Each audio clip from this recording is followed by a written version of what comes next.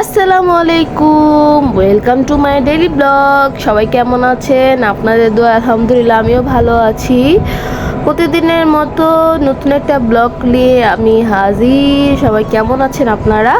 অবশ্যই কমেন্টের মাধ্যমে জানিয়ে দিবেন। আর যদি ভিডিওটা ভালো লাগে অবশ্যই লাইক কমেন্ট শেয়ার করে দিবেন। একটা শেয়ার করলে তো আপনাদের কোনো ক্ষতি হবে না।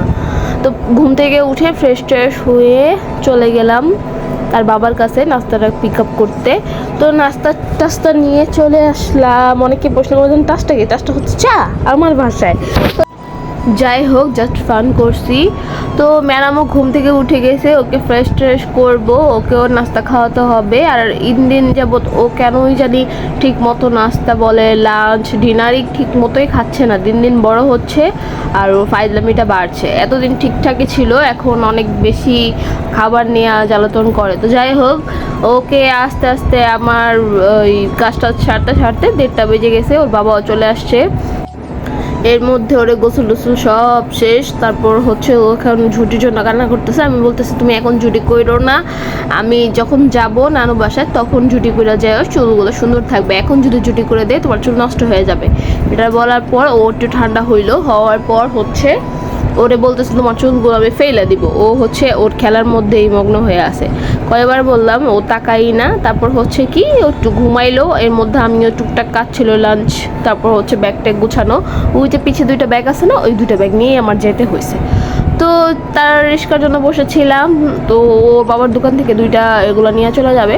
তো ও যেহেতু লঞ্চ দিয়ে যাইতে চায় না, এই জন্য ওর বাবা বলতেছে লঞ্চ দিয়ে যাইতে হবে না, তুমি ডাইরেক্ট এখান থেকে জিঞ্জিরা চলে যাও, জিঞ্জিরা ঘাট থেকে নৌকা পার হয়ে সরিঘাট দিয়ে চলে যাওয়া। তো এই জন্য একটা ভাইয়া ছিল আমার, খুব কাছের একটা ভাইয়া। তো উনি আমাকে রিক্সা দিয়ে বাসায় দিয়ে আসতেছিল, মানে জিঞ্জিরা ঘাট পর্যন্ত দিয়ে আসতেছিল। ওখান থেকে আমার আরেকটা ভাই আমাকে সরিঘাট থেকে পিক করে বাসায় নিয়ে গেল। কারণ যে ব্যাগগুলো আমার কাছে ছিল, একটাতে কাপড় ছিল, একটাতে হচ্ছে সাজুগুজুর জিনিস ছিল। আর আমার সাথে একটা ঘটনা ঘটছে, যখন আমি নৌকাতে উঠলাম, একটা মামাকে যখন আমি ভাড়া দিলাম, দেওয়ার পর মামা বলতেছে নাও আমার থেকে তুমি 5 টাকা নাও, নিয়ে তুমি বাবুকে ছুঁয়ে নদীতে ফেলে দাও। তখন আমি চাচাকে প্রশ্ন করলাম কেন, কি হয়েছে? তো সে বলতেছে না, তুমি একটা মনে মনে একটা মানতি করো। আমি বললাম যে এইগুলো তো আমি বিলিভ করি না। বলছে ঠিক আছে, তোমার বাবুর স্বাস্থ্য, তোমার বাবু যদি সুস্থ সবল থাকে ওইটার জন্য একটা কিছু করো। তো আমি এটা বলেই আমার বাবুর কামনার জন্য আমি দিয়ে ফেলে দিলাম। তো আমি আর পরবর্তীতে কোনো প্রশ্ন করি নাই। তো যাই হোক, বলতে বলতে চলে আসলাম বিয়ে বাড়িতে। আমার অবস্থা কি জানেন? কি একটা অবস্থা! সবাইকে সাজাইছি, সাজানোর পর তারপর হচ্ছে আমি রেডি হয়েছি, আইল্যাশও পরছিলাম। কিন্তু দুঃখের বিষয় হচ্ছে আইল্যাশে আমার মেয়ে কান্নাকাটি করতেছিল, ভয় পাইতেছিল, এই জন্য খুলে ফেলছি। তো এর মধ্যে সবাই আমার বাবাকে নিয়ে নাচানাচি শুরু করে দিয়েছে। তো যাই হোক, নাচানাচি শেষ করে বাসায় চলে যাচ্ছি, যেহেতু রাত 3টা বেজে গেছে। তো আবার বাবা মার কাছে আমি মেয়েকে দিয়ে দিলাম। আমি আর আমার ছোট ভাই হচ্ছে বাইকে যাচ্ছি। সব ভালো থাকবেন, বাই বাই।